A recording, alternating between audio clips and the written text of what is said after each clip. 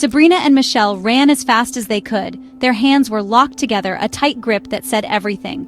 Don't let go, don't stop. Behind them, the sounds were getting closer. The Robobots were hunting them. Mechanical whirring and metallic footsteps echoed through the trees, a cold sound in a living forest.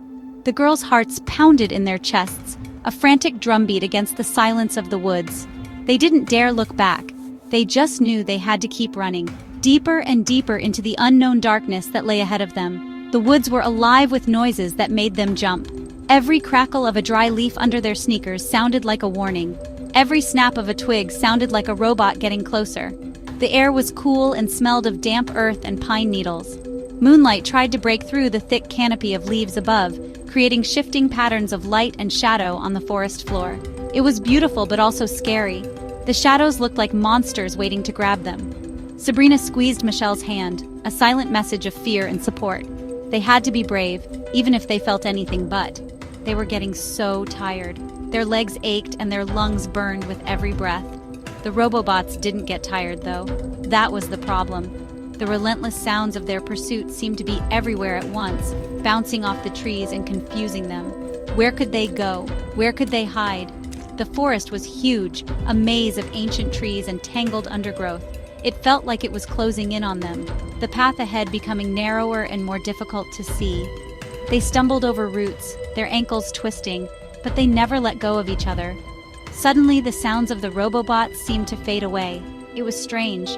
One moment, the metallic clanking was right behind them, and the next, there was only the sound of their own heavy breathing and the whisper of the wind.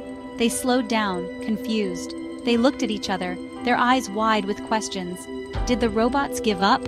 Or was this some kind of trap?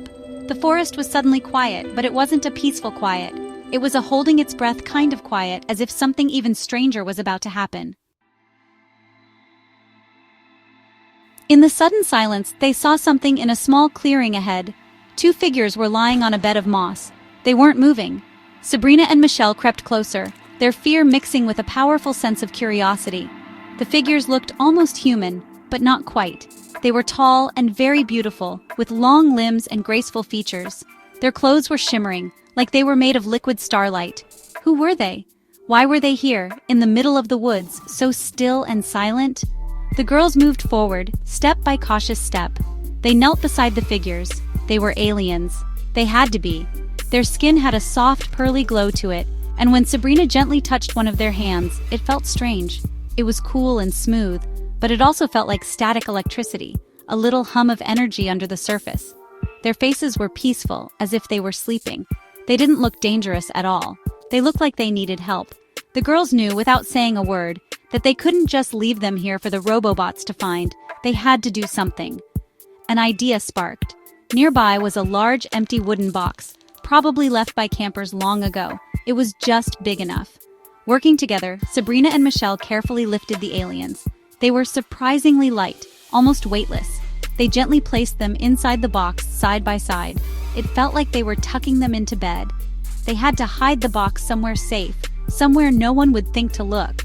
Michelle pointed up at a big old tree with thick branches that formed a perfect hiding spot high above the ground. With a lot of effort, they managed to push and lift the heavy box up into the cradle of the branches. Once the box was secure, they climbed up after it and started covering it with fallen leaves and small branches. They worked until the box was completely hidden from view. They were nervous and confused, their minds racing with 1,000 questions. Who were these aliens? Why were they being chased? They had no answers, only a deep feeling that they had done the right thing. Scared and exhausted, the girls scrambled down from the tree and ran. They didn't know where they were going. They just ran away from the hidden aliens and the memory of the Robobots. They ran until the forest ended, and they found themselves in the backyard of a strange house. It looked like a vacation home, empty and quiet.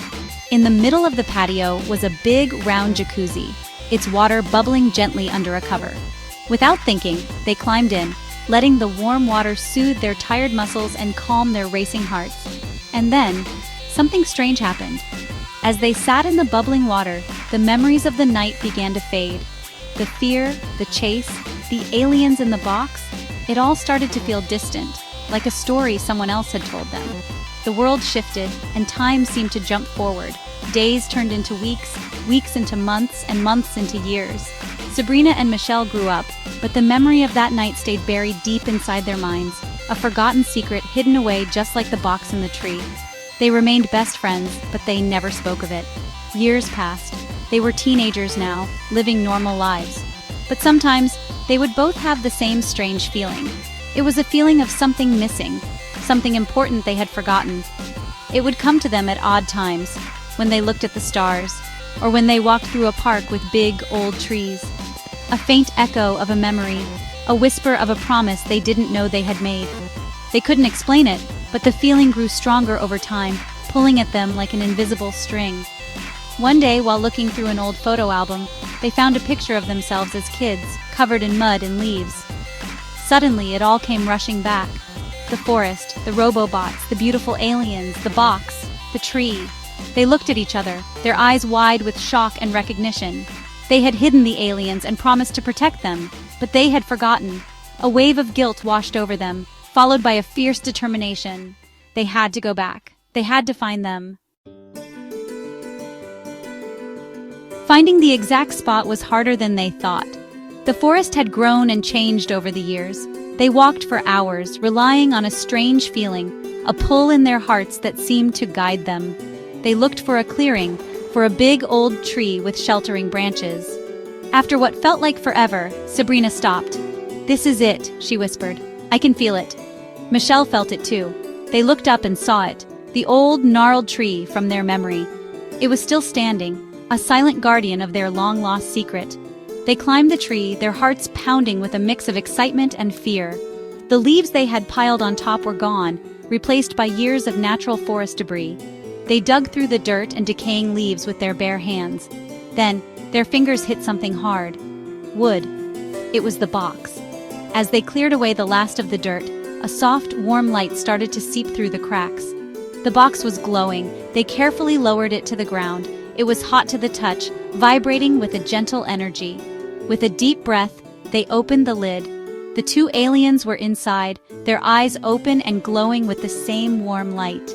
They smiled at the girls, and then the impossible happened. Sabrina and Michelle felt a strange lightness spread through their bodies. They began to float. They rose from the ground, lifting into the air with the two aliens. Higher and higher they went, above the trees, into the night sky full of stars. They weren't scared at all. It felt right. It felt like they were going home. From high above the world, they suddenly dove down, plunging not towards the earth, but into a vast, silent ocean. Under the water, everything was calm and blue. They saw themselves and the aliens floating peacefully, suspended in the deep. They looked at their reflections in the water, and for a moment, they were all one. Then, the vision, the aliens, the ocean, it all began to fade into a soft, white light. Everything disappeared. Sabrina and Michelle opened their eyes. They were in their beds, in their own rooms. The sun was streaming through their windows. It had all been a dream.